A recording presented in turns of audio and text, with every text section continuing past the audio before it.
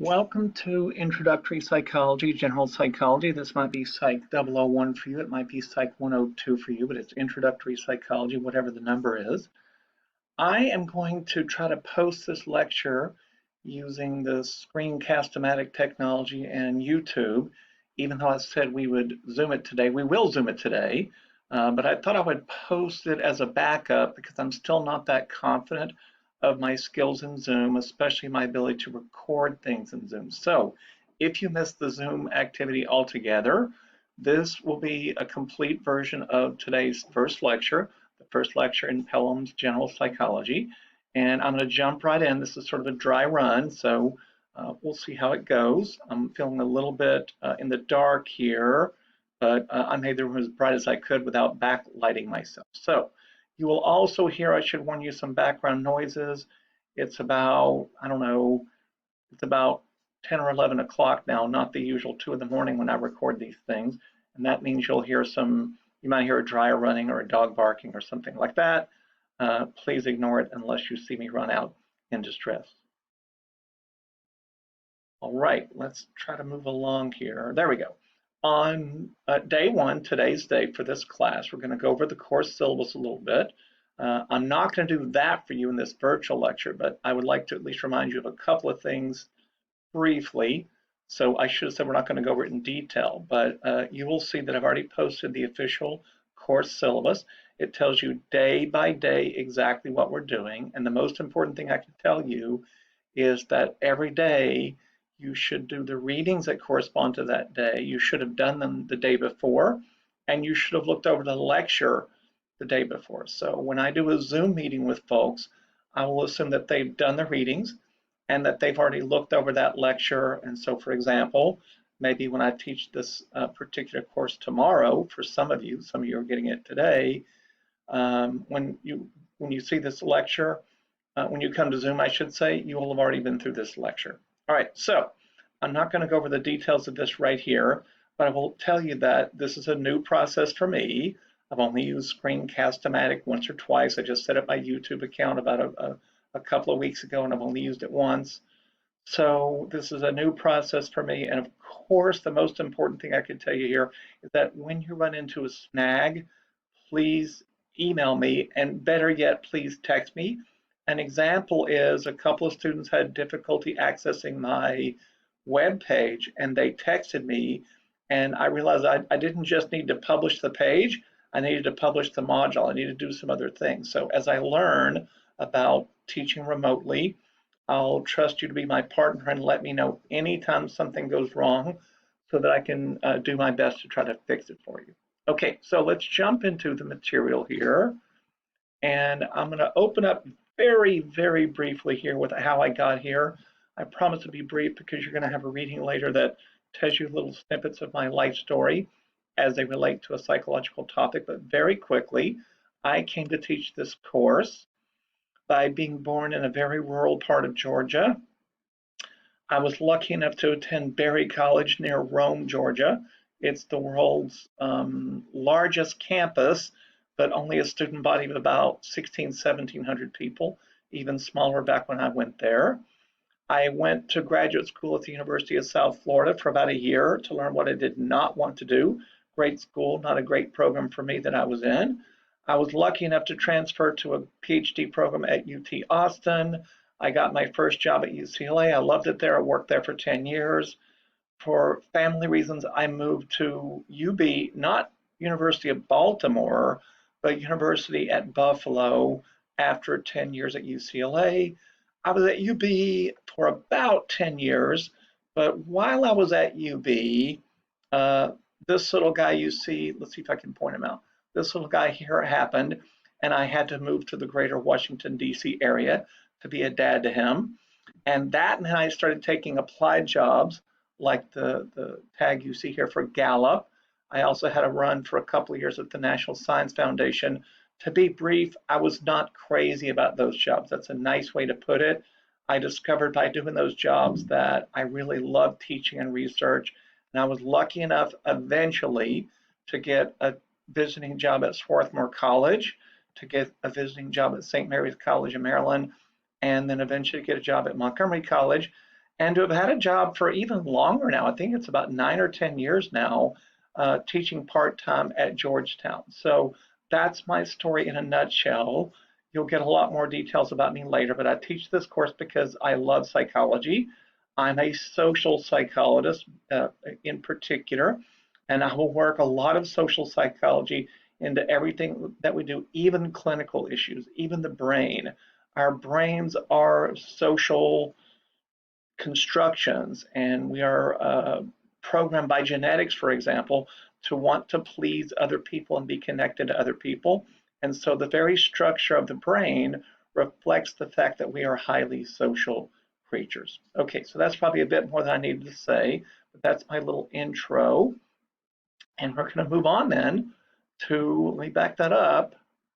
I'm having a little trouble. Let me back it up. There we go. Let me back that up and just address the question, what is psychology? Psychology, of course, is our topic in this course. And my definition of psychology, the one we're going to work with, is the scientific study of human experience. Notice I said experience. That includes everything we think, every emotion we have, and everything we do. Think, that's thoughts. Emotions, that's feelings. Do, that's behavior.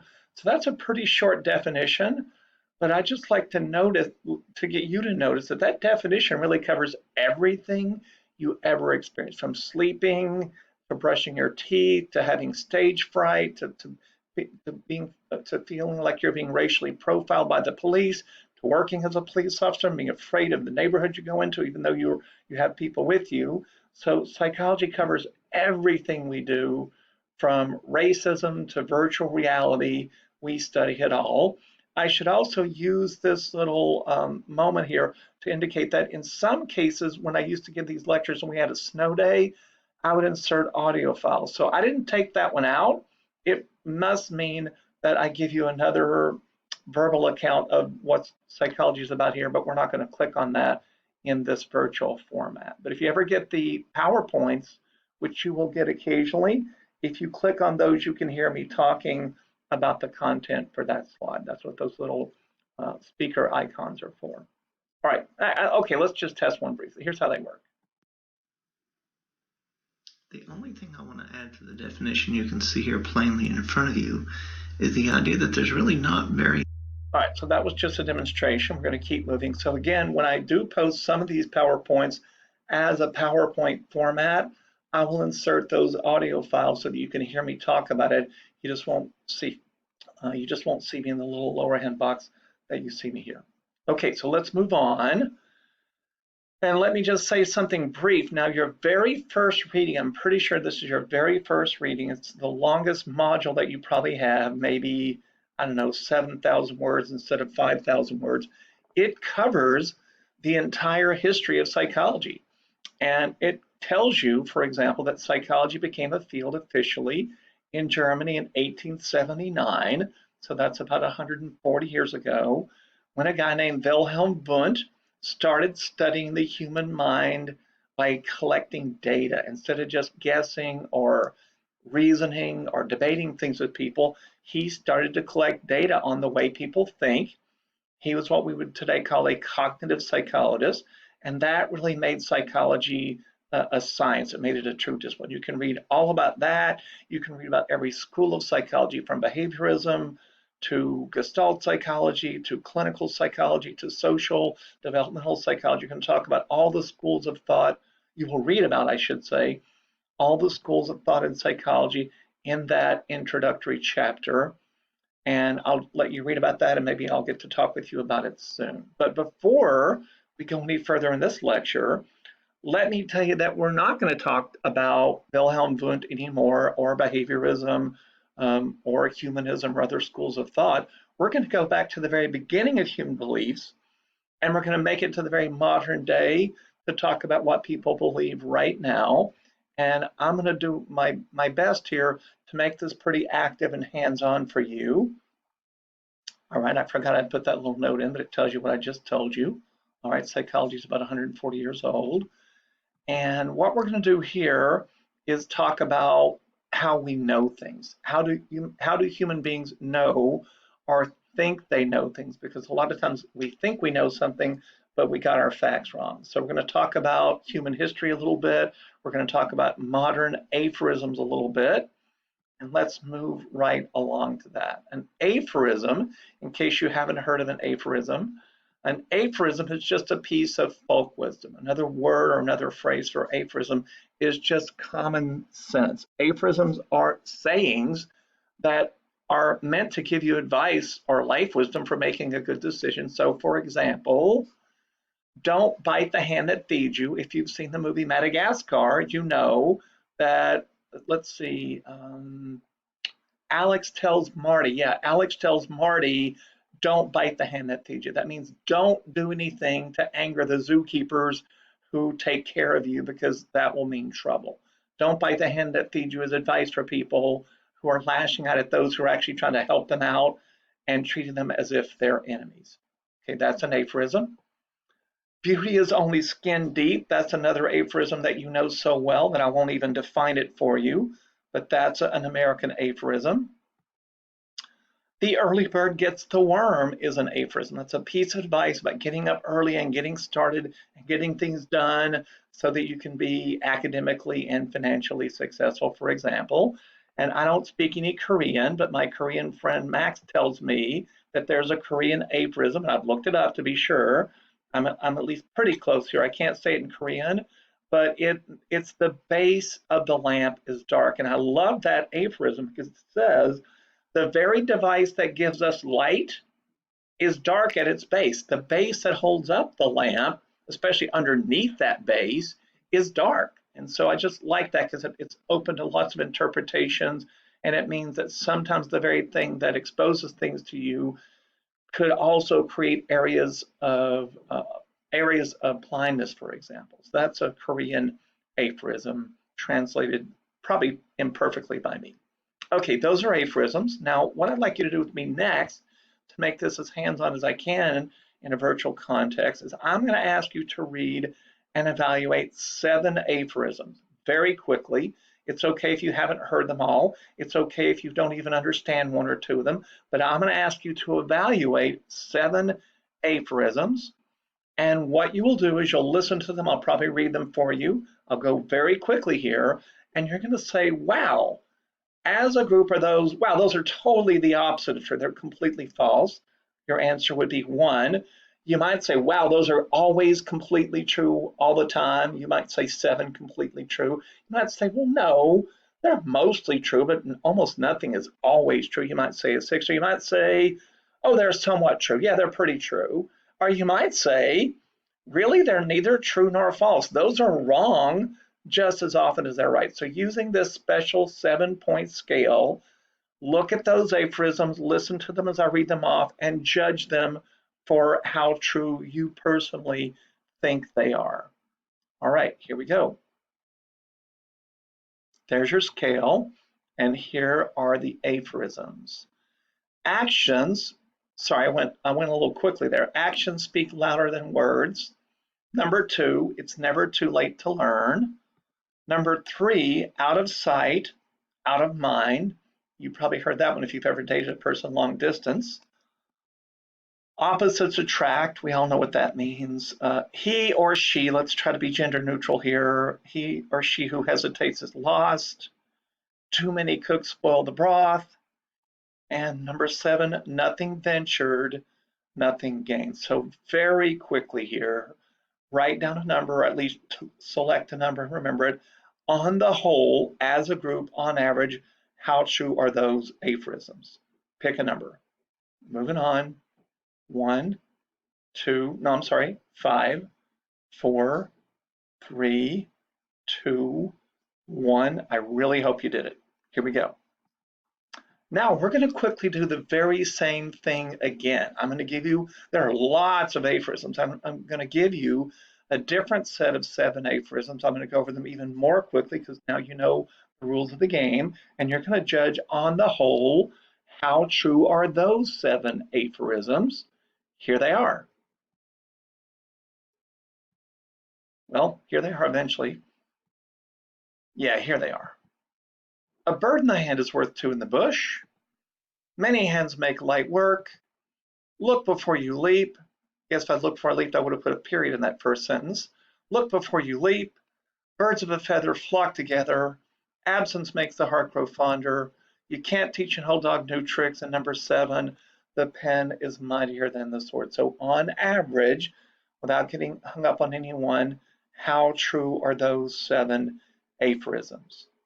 I'll give you 5 more seconds. 5, 4, 3, 2, and 1. All right. I really hope you did that. And if you did that, now I've never done this activity exactly this way. When I do this in person, I do it very differently. I give one group of students the first set of 7 aphorisms. I split the class up into 2 groups. I give the other half of the class, chosen at random, the other 7 aphorisms. And if I show you these aphorisms with the second set reordered a little bit, you will probably notice something very different about the 2 sets of aphorisms. If we go through one at a time, now notice in set 2, I reordered them. I mixed them up previously, but now I put them back in their original order. Notice that in both sets, aphorism 1 has to do with actions versus words. In the first set, actions speak louder than words, but in the second set, apparently words speak louder than actions because the pen is mightier than the sword. I don't think it can be the case that opposites attract, that's number 4, if it's also the case that birds of a feather flock together. And I don't think it can be the case that you should look before you leap if it's also the case that he or she who hesitates is lost. I picked those aphorisms on purpose as opposites, and any culture on planet Earth has aphorisms as far as I know. And I'd be shocked if there's a culture anywhere that doesn't have aphorisms that are the opposite of one another. Now, what's interesting is when I give people the first set of aphorisms, most people say they're at least somewhat true. So I'm guessing you said 5 or 6. If you said 4 or 7, you're pretty unusual. If you said 1, 2, or 3, you're very unusual. Most people say 5 or 6. Most people also say 5 or 6 to the second set of aphorisms, and that's kind of weird because it's like saying that Bob is taller than Janet, and then 1 minute later saying that Janet is clearly taller than Bob. That's not logical, but it feels right to people. So I hope these dueling aphorisms showed you that our intuitions aren't always perfectly reliable. Sometimes we have a hunch that something's right, but if we look at it more carefully, we'll see that we don't have the whole story. All right. I hope it's pretty clear to you that that means that psychology is not merely common sense. Oh, look, I was just handed some delicious food. Oh, you can't see it. There we go. I was just handed some delicious food while I'm teaching. I'll maybe take a break here and have a bite of breakfast. So I hope this tells you that psychology is not common sense, because common sense is sometimes, okay, I'm going to say it out loud, sometimes contradictory. Common sense is imperfect, and sometimes one person's common sense is exactly the opposite of another person's common sense. All right, so that's that. And that gets us to our break. I'm happy to have some food here. I'm going to stop this lecture and post it, and I will pick up a little bit here in a few minutes. And you can take a break too, of course, and I will post the second lecture on ways of knowing. Thank you.